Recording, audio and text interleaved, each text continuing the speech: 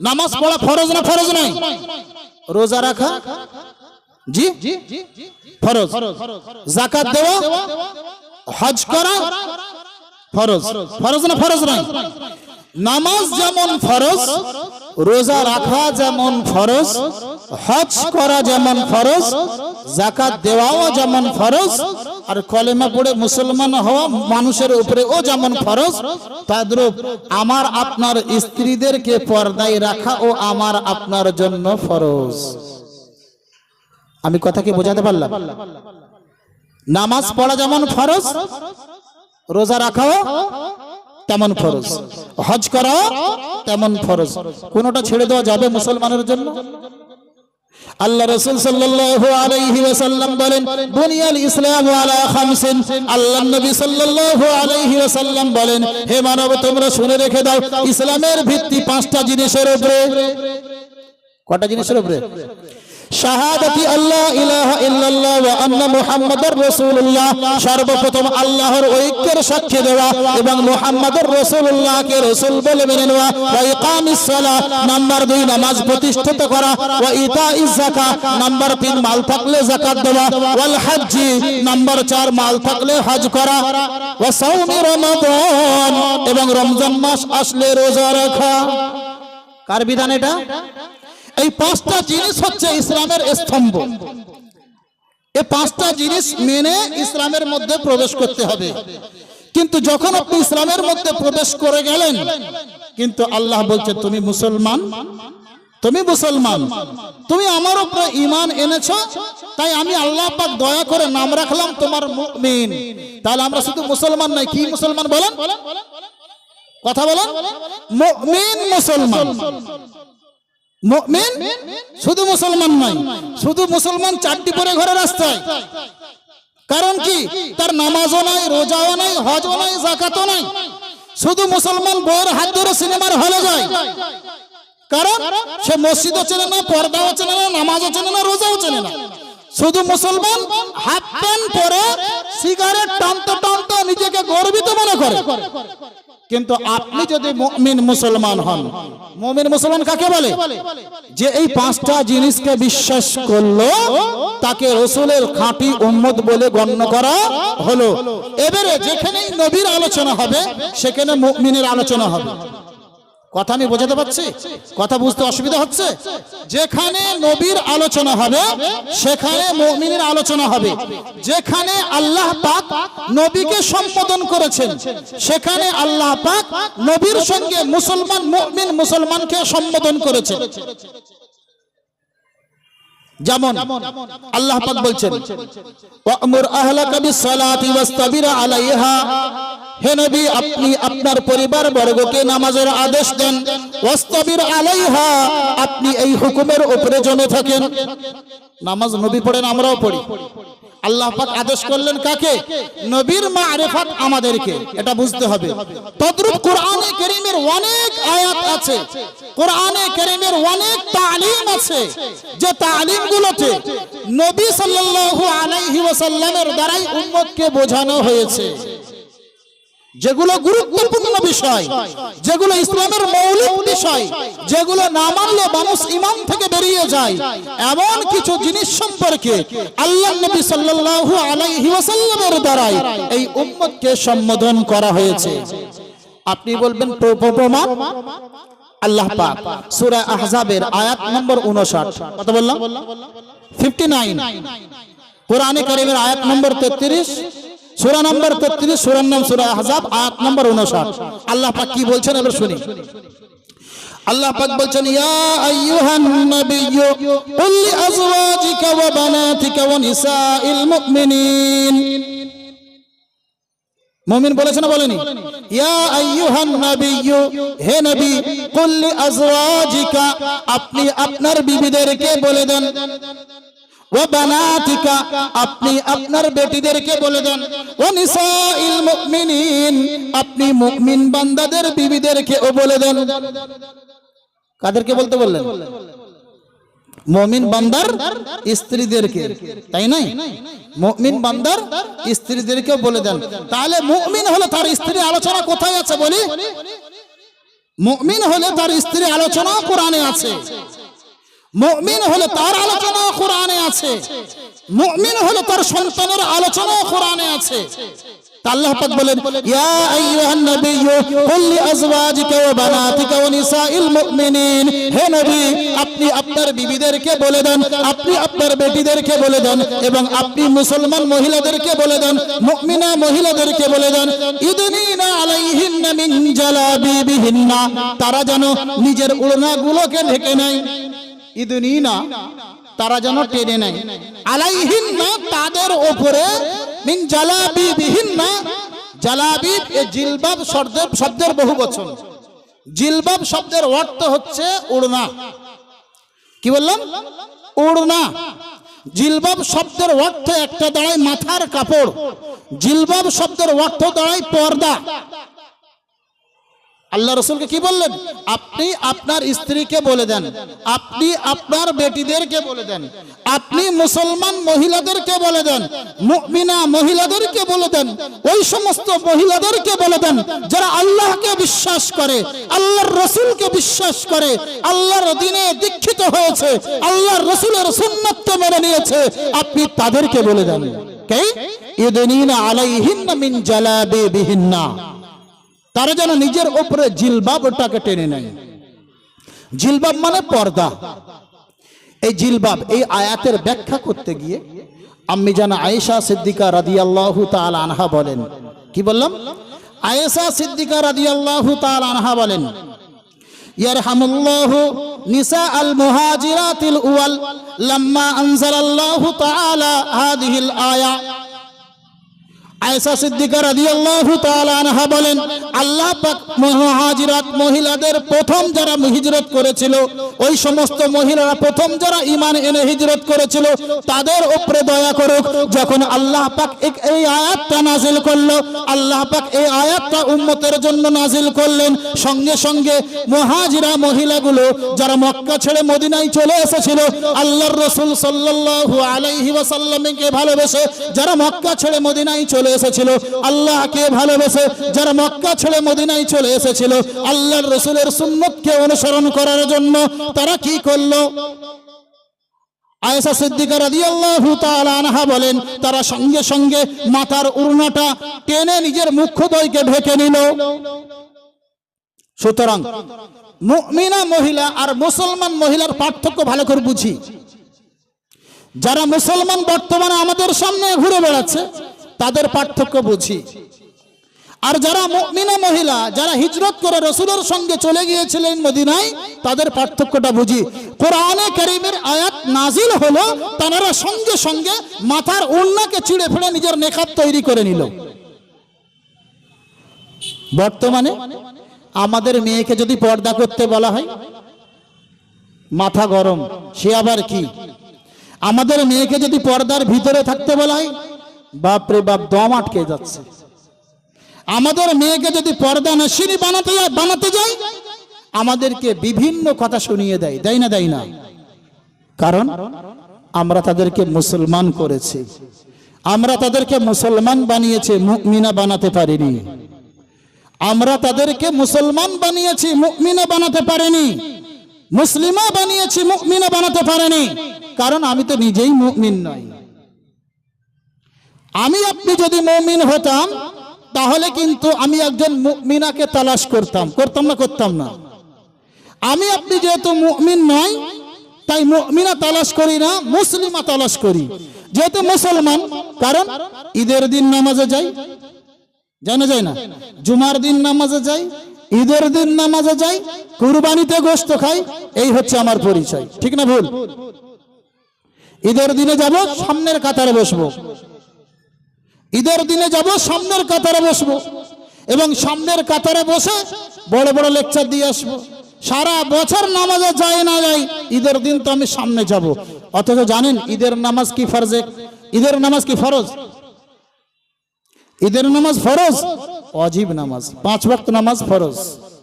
5 ওয়াক্ত নামাজে যাই না, ঈদের নামাজে যাই, বড় বড় ফতোয়া দিই, বড় বড় লেকচার দিই। হ্যাঁ, টাইম হয়ে গেল, এখনো নামাজ শুরু হচ্ছে না। পিছনে তাকিয়ে দেখবে ওই মানুষটাকে আপনি ইমাম হতে পারেন, ওই মানুষটার মুখ কোনোদিন আপনি দেখেননি, কারণ উনি তো ঈদের দিনের নামাজি। 5 ওয়াক্তের নামাজি হলে অবশ্যই আপনি চিনতে পারতেন। আর আমরা যদি মুমিনা খুঁজি, সে আমার বাড়িতে আসবে না, কারণ মুমিনের যে পরিচয়, মুমিনের যে আলামত, সেগুলো আমাদের কাছে নাই। আর যে মহিলা মুমিনা হবে, সে আপনার কাছে আমার কাছে আসতেও চাইবে না, কারণ আমরা আমাদেরকে দায়ুস বানিয়ে ফেলেছি। কি বানিয়ে ফেলেছি? দায়ুস। বলবো দায়ুস কাকে বলে? এখানে যাই, এই আয়াতের তাফসীর করি। আল্লাহ রাসূলকে আল্লাহ বললেন, ইদুনিনা আলাইহিন্না মিন জালাবিবিহিন্না, তারা যেন জিলবাবগুলোকে নিজের মুখের উপরে টেনে নেয়, পর্দাগুলোকে নিজের উপরে টেনে নেয়। আপনি বলবেন পর্দা যদি মুখ ঢেকে দেয়, অর্থাৎ উপর থেকে উড়না নিয়ে যদি মুখ ঢেকে দেয়, উপকারটা কি হবে? উপকারটা কি হবে? একটা আপনি পুরুষ, আপনার বড় উপকার হবে, আপনার নাম দায়ুসের খাতা থেকে কেটে যাবে। আর আপনার স্ত্রীর উপকারটা কি হবে সেটা কোরআন বলে দিয়েছে। যালিকা আদনা আইয়ুরাফনা, আপনার মুমিন, আপনার স্ত্রীটা যে মুমিনা, আপনার স্ত্রীটা যে দিনদার, আপনার স্ত্রীটা যে একজন মুসলমান পুরুষের স্ত্রী, আদনা আইয়ুরাফনা, সহজে সেইটা চেনা যাবে। যাবে না? যাবে না? যাবে না? যাবে না? আমাদের এলাকার, আমাদের হিন্দু বোনেরা হোক, হিন্দু মায়েরা, তারাও মুখে পর্দা করতে লজ্জা পায়। কিন্তু আমরা যখন উত্তরপ্রদেশ, গুজরাট ইত্যাদিতে সফর করি, বিহার থেকে, ঝাড়খণ্ড থেকে, উড়িষ্যা থেকে আমার হিন্দু বোনেরাও ওঠে, তাদেরকে দেখেছি যে তারাও নিজের ঘোমটাটা নিচে পর্যন্ত নামিয়ে নেয়। এখন কিন্তু আর ঘোমটা পাওয়া যায় না, যায় কি? আল্লাহ বললেন, যালিকা আদনা আইয়ুরাফনা, তুমি যদি তোমার ঘোমটাটা নিচে নামিয়ে নাও, তুমি যদি তোমার মুখের সামনে পর্দা করে নাও, আমি আল্লাহ পাক বলছি, যালিকা আদনা আইয়ুরাফনা, এটা সহজেই তোমাকে চেনা যাবে তুমি একজন মুমিনা নারী, এটা সহজেই তোমাকে চেনা যাবে তুমি একজন পর্দানশীলী নারী, এটা সহজেই তোমাকে চেনা যাবে তুমি একজন মুসলমান পুরুষের স্ত্রী। আর কি লাভ আছে? ফালা ইউযাইন, তোমাকে উত্তক্ত করা হবে না, তোমাকে দেখে টনটিটকিরি করা হবে না, তোমার দিকে কেউ কুদৃষ্টিতে তাকাবে না। তাকাই, পর্দানশীলী মহিলাদের দিকে কেউ কুদৃষ্টি তাকাবে না। কারণ কি? তার তো সব ঢাকা। ফাঁকা থাকলে তারপর তো দেখবে যা কিছু ছিল ফাঁকা, সব হয়েছে ঢাকা, এখন দেখার কিছু নেই কাকা। আপনি দেখবেনটা কোথায়? আপনি দেখতে চাইলেও দেখতে পাবেন না, কারণ সে আপনার গোলামি করে না, গোলামি করে একমাত্র কার? তিনি হচ্ছেন কে? আল্লাহ। আল্লাহর গোলামি করতে গিয়ে নিজের ইজ্জতকে বাঁচিয়েছেন, নিজের আবরুকে বাঁচিয়েছেন, নিজের চেহারাকে বাঁচিয়েছেন। যে আমার চেহারাটা আল্লাহ পাক তৈরি করেছেন একজন মহাপুরুষের জন্য, সেটা হচ্ছে আমার স্বামী। আমার চেহারাটা আল্লাহ পাক তৈরি করেননি কোনো পরপুরুষের জন্য। অথচ বর্তমান সময়ে আমাদের স্ত্রীরা, আমাদের মেয়েরা মেলায় ঘুরে বেড়ায়, বেড়ায় না? বেড়ায় না? মেলায় ঘুরে বেড়ায়, লোকের ঠেলা খেয়ে বাড়িতে আসে, এসে বিভিন্ন ধরনের বিভিন্ন রকম অত্যাচার, বিভিন্ন ধরনের অত্যাচারের শিকার হয়ে যায়, বাড়িতে এসে হাউ হাউ করে। যদি এমনটা করে, আপনার স্ত্রীকে যদি আপনি রোক না লাগান, আপনার মেয়েকে যদি আপনি কন্ট্রোল না করেন, আপনার স্ত্রীকে যদি দিনের শিক্ষা এখনো না আনতে পারেন, আপনার মেয়েকে যদি দিনদার না বানাতে পারেন, পর্দানশীল না বানাতে পারেন, এবং আপনার স্ত্রী এবং আপনার কন্যাকে খোলা আম যদি ছেড়ে দেন, বিভিন্ন অনুষ্ঠানে, বিভিন্ন মেলায়, বিভিন্ন পর্বে, বিভিন্ন জায়গায়, আপনি মনে রাখবেন আপনার নামটা আমার আপনার রাসূল দায়ুস রেখেছেন। কি রেখেছেন? দায়ুস শব্দটা ভালো করে শুনে নেন। দায়ুস রেখেছেন। দায়ুস কাকে বলে? দায়ুস কাকে বলে? এই হাদিসের ব্যাখ্যা করতে গিয়ে মোল্লা আলী কারি রাহমাতুল্লাহ আলাইহি লিখছেন, দায়ুস ওকে বলা হয় যে ব্যক্তি নিজের স্ত্রীকে, নিজের কন্যাকে, নিজের অধীনস্থ মেয়েদেরকে, জওয়ান যুবক ভাইরা শুনি ভালো করে, মোটরসাইকেলের পেছনে বউকে নিয়ে যায় চুল উড়াতে উড়াতে, আর খুশবু আর আতরের গন্ধে পুরুষদেরকে মুগ্ধ করতে করতে, আর মনে মনে বলি আমি মহাপুরুষ, আল্লাহর হুকুম বলে তুমি কাপুরুষ। আল্লাহর নবী বলে তুমি দাইয়ুস। একবার শুনে নিন, মোল্লা আলী কারি রহমাতুল্লাহ আলাইহি লেখেন দাইয়ুস কাকে বলেন। তিনি বলেন দাইয়ুস বলা হয় ওই ব্যক্তিকে যে পুরুষ নিজের অধীনস্থ মেয়ে অর্থাৎ স্ত্রী, অর্থাৎ মা, অর্থাৎ নিজের কন্যা, নিজের দাসী, এদেরকে যারা পর্দার মধ্যে রাখে না, যারা পর্দার মধ্যে আনতে চায় না, এবং তারা গুনাহ করে প্রকাশ্যে লোকের সামনে গিয়ে দাঁড়িয়ে থাকে, পরপুরুষের সামনে মুখ খুলে বেড়ায়, এদেরকে তারা একেবারে চোটও মারে না, জিজ্ঞাসাও করে না, এমন মানুষকে শরীয়তের অনুকূলে দাইয়ুস বলা হয়। এখন আমি মুসলমান, 5 ওয়াক্ত নামাজ পড়ি কিসের আশায়? জান্নাত পাওয়ার আশায়, ঠিক না ভুল? জান্নাত পাওয়ার আশায়, তাই নাই? জান্নাত পাওয়ার আশায়। আমি হাজী সাহেব হজ করতে গিয়েছি মক্কায় কিসের আশায়? আমার জীবনের যা গুনাহগুলো আছে আমি মুছে দেব, তাই তো? আচ্ছা, আমি মালদার, আমি যাকাত দিই কোন আশায়? আল্লাহ পাক আমার যাকাতের দ্বারাই, যাকাতে সন্তুষ্ট হয়ে আমার বালা মুসিবতকে আল্লাহ পাক দূর করে দেবেন। কিন্তু ভিতরে আমি তো দাইয়ুস। আমি 5 ওয়াক্ত নামাজি হলে কি হবে? আমি 5 ওয়াক্ত নামাজ পড়ে আসলে কি হবে? আমি যাই মসজিদে, আমার বউ যাই বাজারে। আমি মক্কায় হজ করতে গেলে কি হবে? লক্ষ লক্ষ টাকা খরচা করে আমি যাই মক্কায়, আমার বউ যাই বাজারে, আমার বউ যাই দোকান পাচারি সামলাতে। আমি মুসলমান হলে কি হবে? আমি যাকাত দিলে কি হবে? আমি তো মালের হিসাব করে যাকাত দিচ্ছি, কিন্তু আমার ঘরের স্ত্রীটার প্রতি লক্ষ্য রাখছি না, সে পর্দার মধ্যে আছে কিনা। আল্লাহর রাসূল সাল্লাল্লাহু আলাইহি ওয়াসাল্লাম আমার আপনার মতো পুরুষের নাম রাখলেন দাইয়ুস, আর রাসূলুল্লাহ সাল্লাল্লাহু আলাইহি ওয়াসাল্লাম সোনার জবানে ঘোষণা করে দিলেন আদ-দাইয়ুস লা ইয়াদখুলুল জান্নাহ, দাইয়ুস কোনদিন জান্নাতে প্রবেশ করবে না। দাইয়ুস জান্নাতে প্রবেশ করতে পারবে না। সুতরাং আমরা নামাজ পড়লে হবে না। নামাজ যেমন ফরজ, পর্দা করাও ফরজ। নামাজ যে আল্লাহর বিধান, সে আল্লাহর বিধান পর্দা করাও। এখন আমরা সাধারণত আমাদের ব্রেনের মধ্যে ঢুকে আছে পুরুষের জন্য নারীকে দেখা হারাম, অর্থাৎ একজন পুরুষের জন্য রাসূল বলেন কুল্লু আইনিন জানিয়া, প্রত্যেকটা চোখ, প্রত্যেকটা নজর জিনা করে। অর্থাৎ আপনার চোখ যদি গায়ের মাহরাম মহিলার দিকে দেখে, আপনার চোখ জেনাই সাব্যস্ত হলো। কিন্তু প্রত্যেকটা নজর যদি মহিলার দিকে পড়ে, তাহলে কোন নজরটা মাপ আর কোন নজরটা পাপ। আল্লাহর নবী সাল্লাল্লাহু আলাইহি ওয়াসাল্লাম নিজের প্রখ্যাত সাহাবী, নিজের জামাতা আলী রাদিয়াল্লাহু তাআলা আনহুকে সম্বোধন করে বললেন, ইয়া আলী লা তাতবাউন নাজরাতু আন-নাজরাতা ফাইন্না লাকাল উলা। এই আলী, তোমার এক চোখ পড়ার পরে যেন দ্বিতীয় চোখ না পড়ে। এই আলী, তোমার নজরে একবার অন্যের দিকে পড়ার পরে যেন দ্বিতীয়বার না পড়ে, কারণ তোমার জন্য প্রথম নজরটাই ছাড়। এখন বলবেন হুজুর, প্রথম নজর ছাড় বুঝতে পারলাম, কিন্তু মহিলাদের জন্য, মহিলা বোরকা পরে যাচ্ছে ঠিক কথা, বোরকা পরে যে রাস্তা দেখার জন্য তো চোখে খালি ফাঁকা জায়গা রাখতে হবে, হবে না? হবে না? এখন সেখানে চশমা দিয়েছে, বা সেখানে খালি রেখেছে, বা সেখানে জালি খাটিয়েছে, কিন্তু সেখান থেকে পরপুরুষের দিকে দৃষ্টি আকর্ষণ করতে পারবে না? পারবে না। সম্মানীয় বন্ধুগণ, জেনে রাখি আমরা, যেমন একজন পুরুষের দিকে পর নারীর দিকে তাকানো হারাম, যেমন একজন পুরুষের জন্য পর নারী থেকে পর্দা করা ফরজ, যেমন একজন পুরুষকে পর নারী থেকে বাঁচা ফরজ, তেমন একজন মহিলাকে একজন পুরুষের দিকে নজর তোলা হারাম, তেমন একজন মহিলাকে পর পুরুষের সামনে বসে থাকা হারাম, তেমন একজন মহিলাকে পর পুরুষের সঙ্গ হওয়া হারাম। আল্লাহর নবী সাল্লাল্লাহু আলাইহি ওয়াসাল্লামের এক ঘটনা আমি বলে দিই।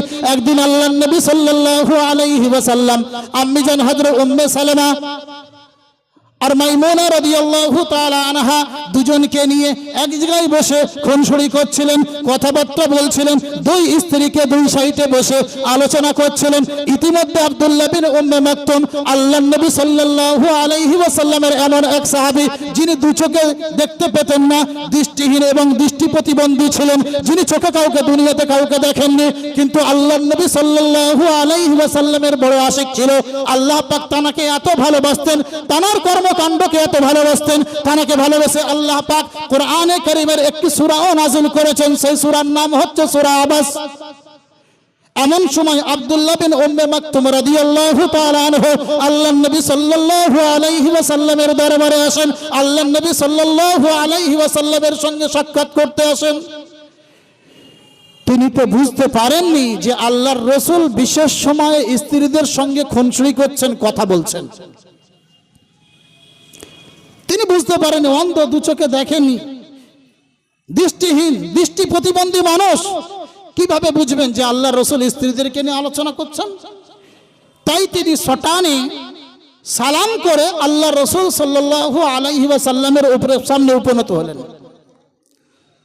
রাসূলুল্লাহ সাল্লাল্লাহু আলাইহি ওয়াসাল্লাম তানাকে দেখলেন, সালামের উত্তর দিলেন, কিন্তু দুইজন স্ত্রী যেভাবে বসেছিলেন সেইভাবে বসে থাকতে আল্লাহর রাসূল দেখলেন। খুব ভালো জিনিস, আল্লাহর রাসূল যেভাবে বসেছিলেন, স্ত্রীগণ যেভাবে বসেছিলেন, সকল সেইভাবেই বসে আছেন। তিনি সামনে এলেন। এখানে স্ত্রীদের উচিত কি ছিল ভাই? কথা বলি ভাই,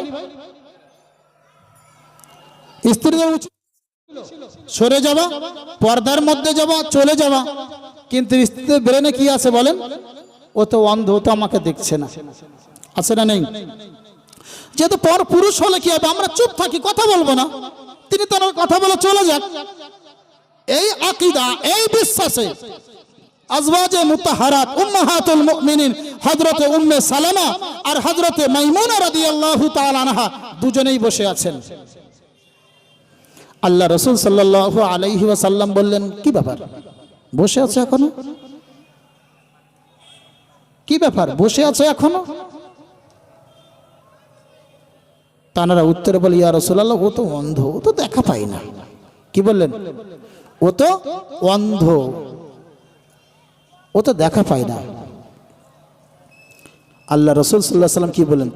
আফা আমওয়া ওয়ানে, আফা আমিয়া ওয়ানে ওয়া আনতুমা আলাস্তুমা তুবসিরানিহি। আল্লাহর রাসূল বলেন, কি তোমরা দুজন কি অন্ধ? তোমরা দুজন কি তাকে দেখছো না? সম্মানীয় বন্ধুগণ, এখানে জেনে রাখার বিষয় আছে, আল্লাহর নবী ডাট ভাবে, মজবুত ভাবে নিজের স্ত্রীদেরকে হুকুম দিলেন, সেই অন্ধতা কি হয়েছে? সে তোমাকে দেখে না, সে গুনাহ থেকে বেঁচে যাচ্ছে, তোমরা তাকে দেখে গুনাহ করছো কি জন্য? অথচ যদি এরকম ভাষা আমাদের স্ত্রীদেরকে বলি যে কি ব্যাপার তুমি এখনো বসে আছো এখানে? বাবা বসে আছি তো কি হচ্ছে, বসে আছি তো কি হচ্ছে, সে তার কাজ করে চলে যাবে, আমি তোমার কাছে বসে আছি, আমি কি অন্য কোথাও বসে আছি? সম্মানীয় বন্ধুগণ, এই হাদিসের দ্বারাই আমাদেরকে জানতে হবে, যেমন আল্লাহ পাক পুরুষদেরকে পর নারী দেখা হারাম করেছে, যেমন আল্লাহ পাক পুরুষদেরকে হুকুম দিয়েছে তোমরা পর নারীর দিকে দৃষ্টিপাত করো না, যেমন আল্লাহ পাক পুরুষদেরকে বলেছেন তোমরা তোমাদের নজরকে নিচু করে চলো, অন্য নারীর দিকে দৃষ্টিপাত করো না, তেমন আল্লাহ পাক মহিলাদেরকে আদেশ করেছেন তোমরা পর পুরুষের দিকে দৃষ্টিপাত করো না। বর্তমান সময়ে প্রজেক্টরের মাধ্যমে অনেক জায়গায় ওয়াজ নসিহত শোনা হয়, শোনা হয় না? হয় না? ইউটিউবের মাধ্যমে বক্তাদের বক্তব্য ছড়িয়ে পড়ে, পড়ে না? পড়ে না? কোন মহিলা যদি এমনি ভাবে বক্তব্য শোনে বা দেখে এতে অসুবিধা নাই। যদি মহিলা কাম ভাব প্রকাশ করে আর দেখে আর বলে, বাহ হুজুরটা দেখতে চমৎকার, তার ঠোঁটটা বিশেষ, তার দাড়িটা বিশেষ, তার দেখতে খুব ভালো, খুবই রূপ লাবণ্যে ভরপুর। সম্মানীয় বন্ধুগণ, আল্লাহর রাসূল বলেছেন কুল্লু আইনিন জানিয়া। কি বলেছেন? প্রত্যেকটা নজর জিনা করনেওয়ালা, তার নজরে ও জিনা করার সমকক্ষ গুনাহ হবে, বলি নাউযুবিল্লাহ।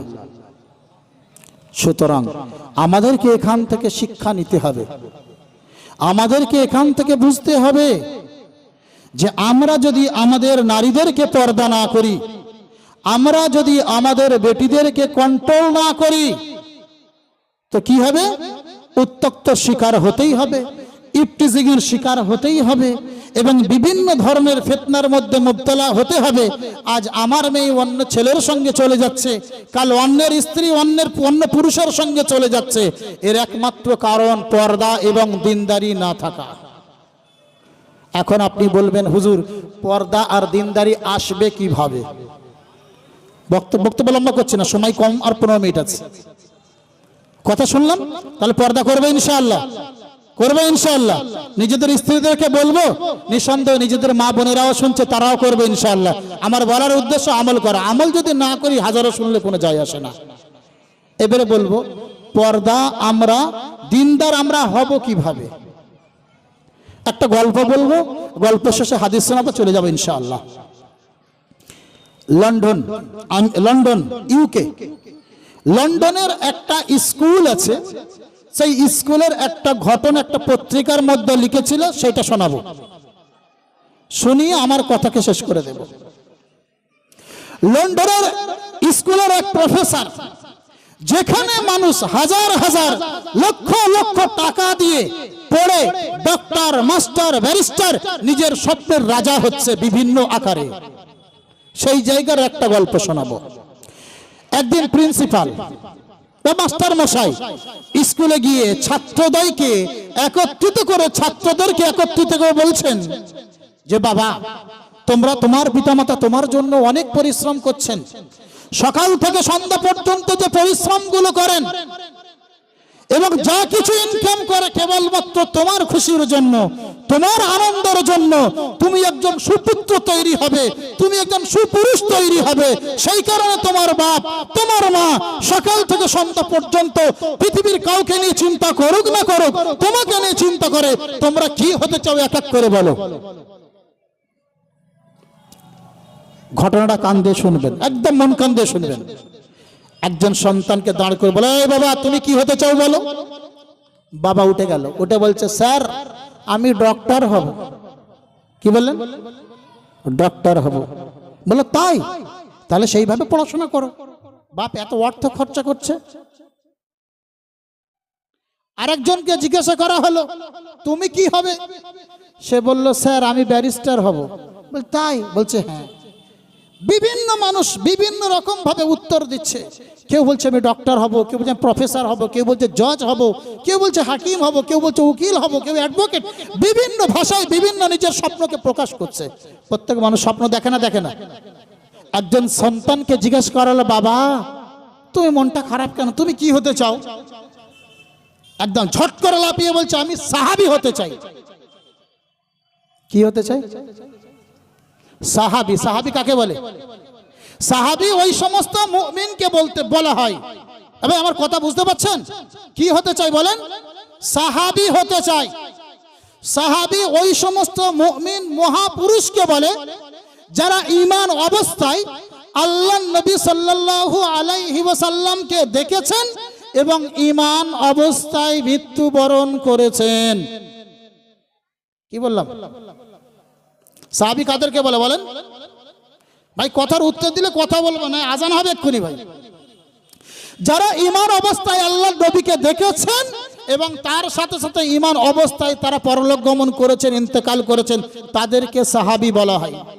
এই সাহাবীর মর্যাদা আল্লাহর কাছে কেমন? আল্লাহ এদেরকে দুনিয়াতে জান্নাত দেখিয়েছেন না দেখাননি? জান্নাতের সংবাদ দিয়েছেন না দেননি?